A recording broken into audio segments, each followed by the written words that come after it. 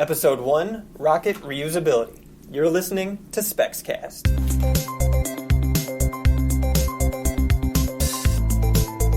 Jazz hands. Okay. Welcome to SPEXcast, a podcast for discussing the science and technology of space exploration. I'm Phil, and joining me today we have TJ. Hello. And Augie. Hello. And we're going to do a discussion. We're going to pick a topic each episode, and we're going to talk about it, all the aspects from new discoveries and recent events, maybe the history, where we see it going, and everything in between. So this episode, we're going to explore the topic of rocket reusability. Rocket reusability. So the basic idea is that you lower the cost of sending things into space by not sending a new vehicle, not having to build something from scratch. You can recover what you send and use it again. Right, especially an analogy SpaceX likes to use a lot is if we had thrown away all of our planes every time you flew somewhere. We're currently doing that with rockets. Anytime we send something into orbit, we're throwing away this $100 million rocket and we have to rebuild it from scratch. So if you can figure out a way to reuse it, even if it's only 10 times that it can be reused, you're going to save an enormous amount of costs. Right. Yeah, exactly. It's interesting in every depiction of rockets and spaceships, especially. They're always reusable, right? You get in your spaceship, you go off to your planet. You're referring to sci-fi? Yeah, especially in sci-fi, especially in early 1900 sci-fi, where you got your typical silver UFOs, right? They go to your planet and you come back, and it's basically a car for space. And that was the idea that a lot of people assumed space travel would take on. But then when we actually got to the principles of the engineering of actually developing these rockets and being able to put things and people into space, we found that, especially with such low margins, that trying to bring the whole booster back cuts a significant fraction of that. And so the initial compromise was to make them expendable, but after 50, 60 years of that, we finally are exploring reusing them. What compromise? I was just thinking about, why are they disposable in the first place? Why can't you just why did we begin discarding such high-tech, valuable, one-of-a-kind, unique instruments? We just launch it up and then once we're done with it, sayonara, what? Well, part of it, I think, is they're extremely difficult to land, and two, when they fall back through the atmosphere, they're at such high speeds that they burn up really easily. So you need either some sort of heat shield or you need to come back at a proper angle where you avoid all those high heats. Yeah. You have to understand that both the Russian and American space programs piggybacked on weapons development. You didn't have custom-designed exploration-class rockets until the end of the Apollo program with the Saturn V. And you have no pressing need for reusability. But if you look at the space shuttle, when they started designing that, that's when they're like, throwing these away, being expendable is bad. We should try to reuse it. Especially with the space station. The whole goal is to put people there and bring them back. So if you have one vehicle to do that and fly it back every time and land it on a runway. Mm-hmm. Well, why don't we expand a little bit on the space shuttle? Why did it cost so much? What are the reasons that it's been canceled and we're no longer flying easily into space? All of the issues with the space shuttle program. It's probably its own whole episode. But you're looking at the initial design, right, for a quick reusable space shuttle, right? Sending 7 people into low Earth orbit to go to that space station and then come back. You want it to be as simple as possible. And when you have that limited set of goals, you can then create something that can be reusable, right, with that spaceplane style approach. However, the political realities is that NASA had its goal, and the Department of Defense, in order to fund the space shuttle, put their own goals on the space shuttle. And so you went from this very small 7-person little plane into this massive space truck that carries 7 people, plus it's got a robotic arm, plus it can hold massive military spy satellites. And that expanded every aspect of it, bigger wings. Scope creep. Exactly, yeah. Scope creep. And so that is, partially on the political environment that the space shuttle was made. But the initial idea is still pretty sound. And we see that in Dream Chaser. What is Dream Chaser? Dream Chaser is a Sierra Nevada capsule, and that is a winged lifting body, and that is, I believe, designed for 7 people. So a space shuttle without the huge Yes, cargo bay. a pure crewed shuttle. Now, unfortunately, because of political pressures, they've had to re-engineer that, and now it's a cargo vessel, and they actually won the new CRS contract. Yep. And so they're keeping the insides, instead of carrying people, pressurized cargo, and then having a cargo compartment on the back. But getting back away from reusable capsules into reusable launch vehicles. Mm-hmm. So which is really the issue here. That's really important thing. Because obviously reuse the... Well, I mean, one last thing about capsules. Do we, like the Soyuz and things, are those one-time use? Like, they Yes. send people up, and then as soon as it re-enters, they junk it and build another one? Yeah, so pretty much every capsule except for the space shuttle have been single use. Now I didn't know that. they did reuse a Mercury capsule. They refurbished it and launched it again during the Mercury program. Mercury, which that's was 1960... 58? End of 50s, early 60s, I believe. So it's been a while. But SpaceX, I think not for CRS or 8, but for 9 or 10, is actually reusing the pressure vessel.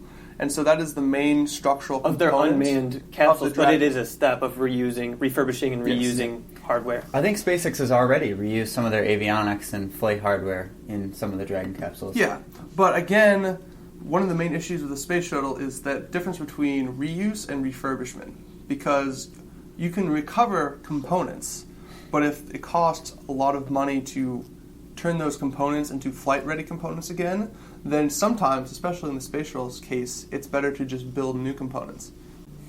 So what happened recently then with SpaceX and their goal toward reusability?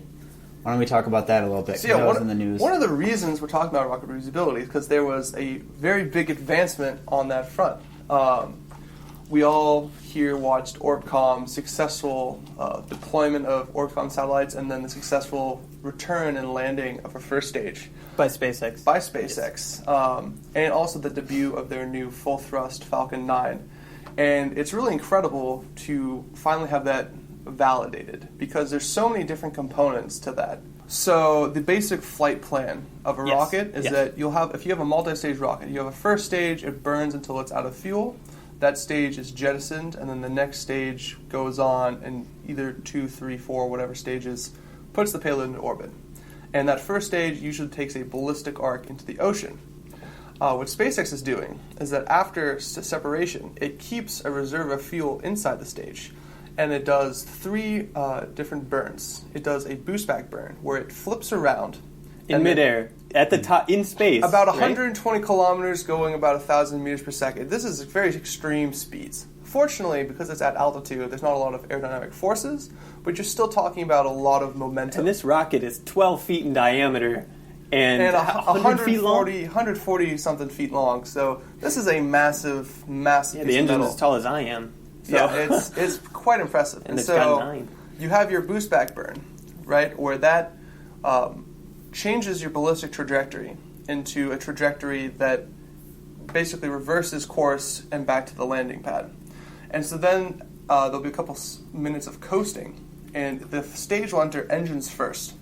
Right? Back into the atmosphere. Yeah, so you have to understand the weight distribution inside of the stage. You have 9 Merlin engines, which are heavy metal engines, and a very thin as possible, aluminum lithium tank on top. And so the tendency of the stage is to orient engines first, which for SpaceX is useful. And so when it's falling back to Earth, if it did nothing, the aerodynamic forces, as it lowers in altitude, the density increases, it would basically tear itself apart. So it has to do a second burn called the reentry burn. And this is where it gets interesting. They are traveling at supersonic speeds through the atmosphere. And they're backwards. And they're firing their engines into the direction of motion. Rockets, they fly supersonic a lot, but the exhaust is always going away from the direction of motion. And so you're literally firing into the oncoming air. You're getting that exhaust blasted back onto the stage. It's like driving down the highway and shooting a flamethrower out of the hood of your car. Yeah, right? common sense says that's not a good idea. And so they successfully demonstrated that supersonic retropropulsion actually works. And that's something that NASA has been very interested in. So what happens after the reentry? So after the reentry burn, they essentially have a giant launch pad in Cape Canaveral that they have to land perfectly on. And what they do is essentially a hover slam where they reach 0 meters per second in velocity at the moment they hit the ground because they're unable to hover due to some of the avionics. That's known as a suicide burn. Yeah, it literally is. You either you hit it or you don't, and it falls over and blows up. And that's kind of what we saw with a few of their previous missions, and even missions since then. They've tried to land on a barge out in the ocean.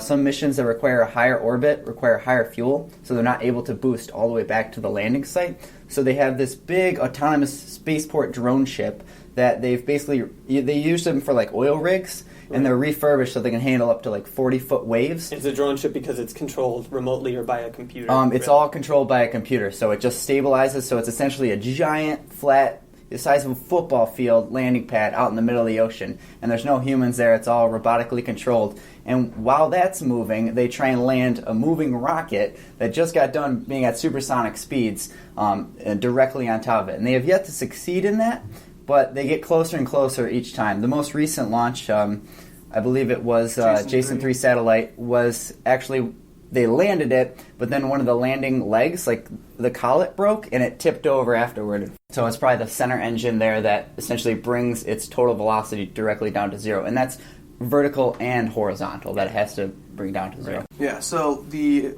amount of pointing accuracy you need and the margins you have are quite insane. August mentioned in the suicide burn, the stage has to precisely identify the exact point and amount of thrust to apply so that it's at 0 velocity right when it's at 0 height. Because even with one Merlin engine at the lowest throttle setting, the stage actually has a greater than 1 thrust to weight ratio. On just a single engine too, especially because Exactly. these are empty rockets. After it's coming back, it has virtually no fuel left. It's actually in SpaceX's best interest for it to have 0 fuel left because any extra leftover fuel is just payload that they've wasted, that they could have launched more mass with. Yeah, you're going through something like 550,000 pounds to about 20 tons. Yep. And what's interesting and great about reusability is the fuel itself only costs like $200,000. It's the rocket that costs $70 million plus. So if they can figure out how to reuse that rocket, refurbish it, and low cost just relaunch it, that would lower the cost of going to space by at least an order of magnitude, if not 2. And in theory, they would check it over and then refuel it and go again right there because it lands right at the launch pad. Yeah, I've heard rumors that SpaceX is trying to get their turnaround time to be just a single day. So essentially, they'll land, they'll check it over and make sure everything's okay, and then load it back up and launch again. There were some issues. There was a piece of debris found inside one of the engines after the static fire. Engine 9. Yeah, so they're going to have to figure out what caused that and whether they can prevent that, because the overall goal is to have no refurbishment or minimal refurbishment. Just like a standard checklist that you'd run down. Okay, Yes. Engine 1 not broken, Engine 2 not broken, let's fill her up and launch again.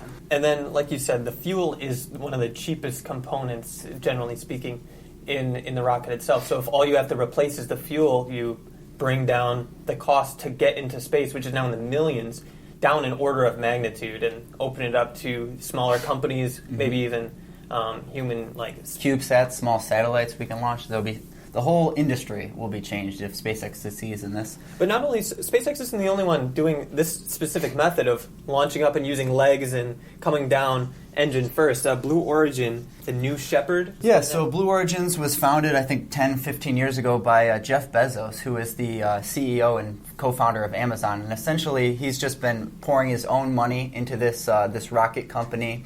And they have something called New Shepard, which is a much smaller booster than the Falcon 9. But they were the first to succeed in launching to space and then returning and landing. So they don't go anywhere near as fast as a Falcon 9 does because they don't have to put anything in orbit. They don't have to achieve close to orbital velocity. But it is interesting because they are planning on scaling up that concept, and eventually we could see them be a competitor to SpaceX. So right now they have a small, it's unmanned, of course, Yep. but are they planning to use like maybe send up 1 or 2 people in a New Shepard for a suborbital flight? New Shepard is tied. It's a booster as well as a capsule, and that capsule, I believe, seats 5 or 7 people. And it is connected the whole way? It is connected the whole way, and then at apogee, they release the capsule. The capsule descends on parachutes and then has a retropropulsion motor, very similar to the Soyuz. And the booster does a full propulsive landing. Yeah, and the capsule is really designed for space tourism. So essentially it'll fall, and the astronauts or the people that are inside will experience, I think, 5 to 7 minutes of complete weightlessness. And it's similar to a parabolic flight, but you actually get to achieve the astronaut status, which is going over the Kármán line, which is 50 miles. And that's the official boundary of space. That is the official boundary of space. It's kind of arbitrarily set because the atmosphere kind of degrades over time, but that's what general population uses. It's a very interesting point in space. That's probably another topic, but it's very interesting from a physics point of why we have a Kármán line.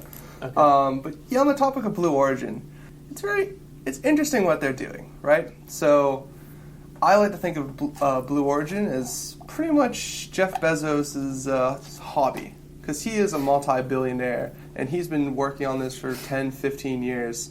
And I think all of us, if we had enough money to play with big boy rockets... rocket. Exactly. Except it has people on it. These are your model rockets, but now huge and capable of going into space. It's interesting about Blue Origin, since we're on that topic, is yes, it is just a hobby so far for Jeff Bezos, but as he sees it become more profitable, it could become so much more than that. Like Elon, the founder of SpaceX. Yep, exactly. Yes. Kind of like that. But if... with at least Blue Origin, they've already talked about scaling up and coming up with a rocket that they refer to as very big brother. And this will be similar to the Falcon 9 in that it can take some sort of satellite to orbit, which will fund the entire flight, and then return and land. Now, with Blue Origin, you have a lot of, I don't have a good term for this, but kind of what do you call it, mission proposal creep, which is something that NASA has been dealing with for the past couple of decades, right? Where you have a lot of smart people, a lot of technically inclined people, and they can create these elaborate mission designs. Missions to Venus, missions to Mars, missions to all the outer planets, right? But it's all about the funding reality and the putting the time and effort into making those possible, because it's very easy to come up with a plan, right? And with SpaceX, we have a pretty solid idea of their reusability plan. And we're going to find out this fall their official Mars plan, right? And they have a plan as well as resources and development teams. They have to put humans on Mars. To put humans on Mars. And that's the mission of SpaceX ultimately. They have around 5,000 employees and growing now, working towards this. Blue Origin's a much smaller company, and when they announce Very Big Brother, it is interesting. But my personal opinion is that might not pan out, because you have to look at what their other objectives are. You have New Shepard, which is a suborbital tourism rocket, right? Straight up, weightlessness for a couple minutes, straight down. Okay. And that's because it's reusable. It'll be lower cost than a full rocket for Blue Origin as well as for the people. So, I mean, it could be a cash cow for them. Yeah, so that's definitely a revenue stream and a profit stream, which is critical when you need to invest back into development. But Blue Origin, the New Shepard, is powered by the BE-3 engine, which is a hydrolox engine running on liquid hydrogen and liquid oxygen, which is generally considered to be a harder engine to design. SpaceX went with the Merlin engine, which is a kerolox, so kerosene and liquid oxygen, which is generally simpler. And they did a lot of different design choices to simplify the design and reduce costs. Yeah, but wait a minute. If you're going to talk about Blue Origin with just the BE-3, you have to talk the BE-4 as well, which is their methalox engine. The BE-4 is a much larger engine. It's a methalox engine. And SpaceX is also building their methalox engine, Raptor. And the methalox. So methane is the fuel and oxygen is the oxidizer, just like kerolox, which is the standard, where kerosene is the fuel and oxygen is the oxidizer. Yeah. Thanks. Now, with the BE-4, they've joined in a partnership with United Launch Alliance to create an engine, the BE-4, to replace the RD-180, and that would be the new engine for their new launch vehicle, Vulcan. And so, from my perspective, Blue Origin is looking to be an engine development company where they've created a privately developed Hydrolox engine, which is a pretty significant accomplishment. They're working on a Methalox engine, which we haven't created any large Methalox engines in the United States ever. And their path looks more clear to be an engine supplier than a launch vehicle supplier, because with Very Big Brother, that's going to be directly competing with Vulcan and SpaceX. And SpaceX, once they get reusability better and better, that lead is going to be growing. It's going to be harder to compete. So the bottom line, you're saying, rather than compete, let's just make money in some other market that these people aren't taking advantage of. Yeah, I think it makes more business sense for them to focus on engine development than to try to compete in the launch vehicle services. See, that's where I differ from you, because as much as I would love SpaceX to make billions of dollars and help us get to Mars, I think that Blue Origins actually has a good opportunity to become another satellite supplier and compete with SpaceX. Because so far it seemed like ULA is behind, and their Vulcan engine isn't going to be ready until, I think, 2020 at this point. And their concept, which I believe is just launching and then catching the engines and essentially just reusing the engines, is still going to be more expensive, most likely, than recovering the entire booster, which is what SpaceX's plan is. So it's going to be very difficult for them to compete. So I think if Blue Origins is successful, and they may not be, but they sure have a lot of money, would be them succeeding in scaling up, getting to the high speeds, and producing something similar to the Falcon 9. Could I mention something? You mentioned ULA, which is the United Launch Alliance. Yep. And their new Vulcan design, which is fundamentally different from SpaceX and Blue Origin. They've been one of the main suppliers for especially NASA and the U.S. military for a long time now. Right. And SpaceX is challenging them for the contracts and trying to bring down the cost to get into space for satellites and things by making competition. Mm-hmm. So you're saying not only will, hopefully, Blue Origin has the potential to drive that cost down even further, because they all have to compete. But also, what is ULA's status right now, and where are they going, and how is Vulcan different? What are the benefits and potential drawbacks of having a different approach? So ULA is essentially a merger of Lockheed Martin and Boeing, and for the past 15 years, they've been the de facto supplier of space launches. They've done satellites for the U.S. government. They've actually received almost $1 billion per year, even if they don't do launches, to kind of maintain their infrastructure so that they can do launches for the military if they need to. That's all come under question lately, especially with Senator McCain and a lot of the new hearings and stuff like that. They may lose that funding. And that is kind of, I guess, lit a fire for them, and I think that could be why they're coming out with this new Vulcan design, because they recognize that they can't continue to charge, upwards of $100 million plus per launch, because SpaceX looks like they could be very successful in this reusability concept. So their idea with Vulcan is a way that they can continue to compete in the future, so they don't get knocked out like BlackBerry did with Apple and Google. And what is Vulcan, and how does it? So Vulcan is their next generation launch vehicle. It is Methalox powered. At this point, BE4 will be the engine. Yeah, yep. BE4. It might, if they use the. So that's the same as Blue Origin. Yeah, it's the Blue Origin engine. It's developed by Blue Origin. Now, they might use the Aerojet Rocketdyne AR-1, but their plan for reuse is called smart reuse. And that is the idea that the engine is the single most expensive component of a rocket. And not only is it the most expensive, it's a significant fraction of the total cost. And so by saving just the engine, you are saving the majority of the cost of the rocket. Now, with SpaceX, when they save fuel to return the stage to the barge or land, that is directly cutting from the total payload they can put in orbit. Mm-hmm. What ULA wants to do is separate the engine block from the tanks and then have in midair, and then have a parachute, a semi-heat shield setup, and then a parachute, and then basically snag it in midair with a helicopter. Now, that seems like a rather outlandish idea, but if you look back in history, the original U.S. spy satellites, before we had digital cameras and the ability to send pictures wirelessly, we returned actual film in canisters and plucked them out of the sky with parachutes.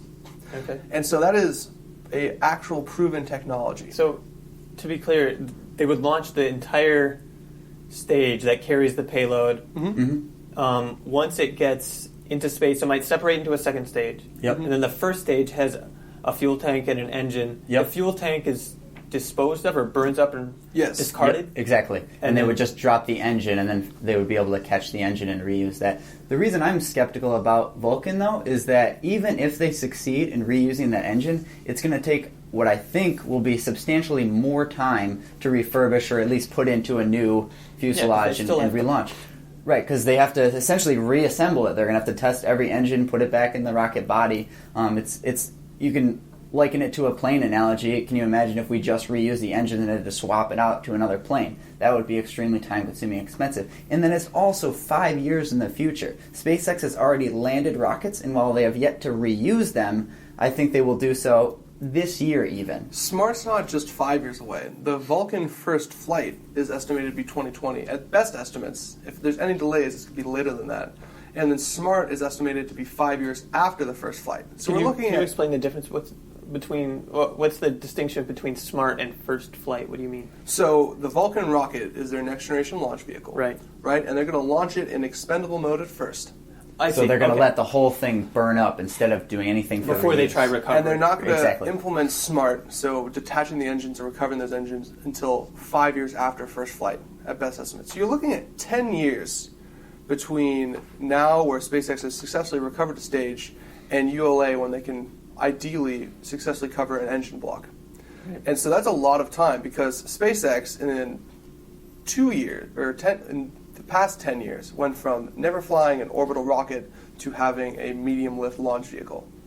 So that is a lot of SpaceX has done a lot of progress in 10 years. And ULA has been serving the U.S. military and sending payloads to orbit for how long? ULA was created in 2006, but they have legacy from Lockheed and Boeing's rocket It seems like there's been a lot of stagnation, and I like Vulcan because I think it's a fresh take. It's not. Yes, SpaceX came up with this landing with the legs and things, and Blue Origin's doing something similar, but I like to see variation, innovation, and I think Vulcan, well, it may not be practical in itself.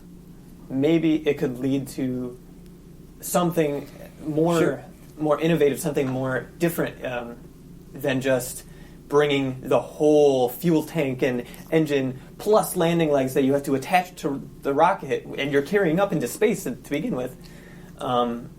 It's a fundamentally different approach. I think there are definitely some benefits to it, whether or not we will see it in the near future. It's definitely better than expendable, right? Recovering anything, unless the refurbishment costs are astronomical, is better than fully expendable. Right. And if you look at a business case, by recovering the engines and cheaply, relatively, putting a new tank on and mating it to a new second stage, it will reduce costs, right? It will reduce costs. However, will that reduction be enough to compete with SpaceX? Because SpaceX, without reusability now, is already undercutting ULA. Once SpaceX can send out a reusable booster, right, on their second reuse, even if they don't get 10 or 20 flights per core, if they can use each core twice, right? Core, you're referring to 9 engines and 1 Yes, that first fuel. stage. Yeah. If they can use that twice, you're not going to get a 50% reduction in cost per flight, but you're going to get a good fraction of reduction. And as SpaceX improves that over time, then that reduction will be even more. So even now, SpaceX on price can outcompete ULA. Right. And all of their reusability efforts will mean that margin will widen, and it's iffy to say SMART will be enough to close that gap. I do agree with Phil on this one in the part where you said it is good that they're working on the Vulcan engine, and I like that they're doing something different than SpaceX, and they're not saying, hey, look, this is working for SpaceX, let's copy them, like some of the Chinese smartphone companies do with Apple. And that's terrible for innovation, and that's terrible for space in general. So I really do hope that they can come up with something new and something great will come out of it. But like I said, I am skeptical that they will be able to compete with SpaceX 5-10 years down the road. Now, so far we've only spoken about private companies pursuing reusability. What about NASA and ESA and other publicly or government-funded endeavors? NASA has a new launch vehicle coming out. Is that reusable? And what does... No, it's not? It's not reusable at all. Oh, nope. Lordy. The SLS is just a beautiful, beautiful cluster. So that's interesting that only private. Do you think it's because only private firms have the ability to take that much risk? Now, I don't think it's a risk kind of factor. So ULA, while technically a private company, it is a publicly traded company, and almost all of their activities are with cost-plus contracts with the government. So they are not truly independent in their actions. They have a lot of influence from the government and the Department of Defense. Now, with the ESA, you can look at Arianespace, which is the leading supplier of European rockets, and you have the Ariane 5, right? And that is a pretty capable rocket. It's got a Hydrolox sustainer stage, solid boosters, and when it puts two satellites, it does dual payload. You can actually get costs relatively close to SpaceX. However, the way that the ESA and Arianespace is set up in their production network, their costs are still going to be much higher than SpaceX, and they're not going to be able to easily reduce costs. However, they are also pursuing recovery. There's Project Adeline, which is actually an old idea. The Russians actually exported, which basically means you turn, once the rocket engine propels the rocket for the first stage, you detach the engines, and you actually turn that into its own airplane. And you have little jet engines and wings, and you fly the whole first stage back. So like the Vulcan, but instead of plucking it out of the air with helicopters as it floats down in a parachute, you let it fly itself back to the runway, space shuttle. Kind of similar like the space shuttle, yeah. I believe it also brings the tank back, so the engine and the tank. I'm not sure. I have to check. They haven't had any concrete proposals. They've been doing subscale research with it. But if you look at the Zenit boosters for the Russian space shuttle program, it's a very similar concept. Can you describe the Zenit boosters real quick? Yeah, so the Zenit rocket is its own launch vehicle now, but in the 80s, the Russian space program was creating its alternative to the space shuttle. And basically, the space shuttle would be a payload attached to the rocket, and the main rocket would be a central liquid fuel tank with a liquid engine on the side and 4 liquid boosters instead of the space shuttle, which had solid boosters. And it would be partially recoverable, where they would dispose the main tank just like the space shuttle, but the side boosters would detach, pop out wings, and then use jet engines to fly themselves to a runway for recovery. So they have wings folded up as they go up, like... Yes, the wings are actually folded along the length of the tank. And so they just rotate sideways, and then they glide back. It's fantastic. It is a really cool concept. Was it ever put into production? No. So the Buran flew, I believe, 3 times. I'm not sure. Okay. But the boosters didn't have their reusability aspected into it. So I mean, I like that. I like the weird stuff. I sure, really. Yeah. Who knows what'll work too? I mean, right. It is interesting, and you can already tell like it's going to end up being fairly expensive, if not just the R&D costs alone. But in the end, if it lowers the cost of space, it's definitely a good thing. One thing I was curious about, I just wanted your guys' opinion. So right now, having a disposable space launch vehicle or space transport vehicle is stupid because it's so expensive to build them in the first place. But hypothetically, if you could do what Solo cups did to the glass, a glass cup. If you have something so cheap but disposable, do you think it could undercut the idea of reusing a rocket? I don't, because the difference with a Solo cup is that it's a lot easier to produce. Like I know that's kind of a crazy analogy, but if you compare a Solo cup to a glass, you can produce the Solo cup for much cheaper than you can with the glass. I don't think we'll ever be the point where you can produce an expendable rocket for much cheaper than what they would use for a reusable rocket, because the structure itself still costs millions and millions of dollars, where the fuel, $200,000, that's a fraction of the cost. So I definitely think we're headed toward reusability. And that's going to bring this one to a close. So that's rocket reusability, past, present, and possibly future. Thanks for listening. We'll be back in a week or two with another discussion on space exploration, science, and technology. If you would like to share your thoughts on rocket reusability, or you have requests for another discussion topic, Feel free to send an email to SPEXcast@gmail.com. That's SPEXcast@gmail.com. This podcast is made possible by RIT Specs, a space exploration student faculty research organization at the Rochester Institute of Technology. Music credit Kevin Hartnell.